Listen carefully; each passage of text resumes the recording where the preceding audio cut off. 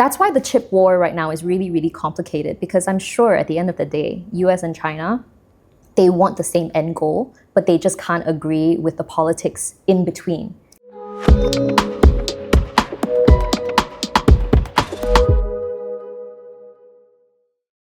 Would you say that Malaysia could be kind of one of the leaders in the ASEAN region in terms of semiconductor development?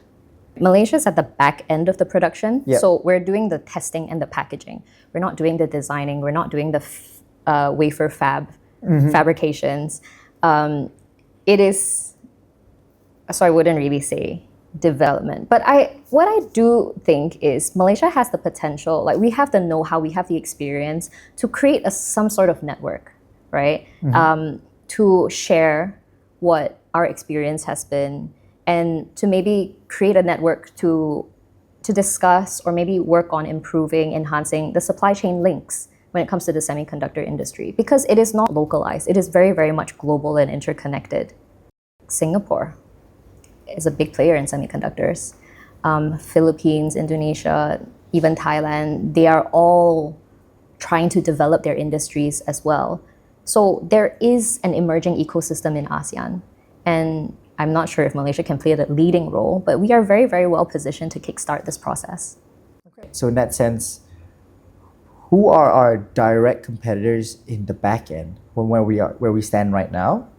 And who are our kind of future collaborators or complementary states that we are looking now? Like, is everyone running the same race? One single chip does not get produced in one single country.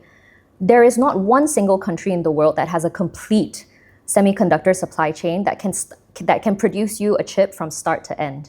Oh. It jumps from country to country. If you look at it that way, we're all running the same race.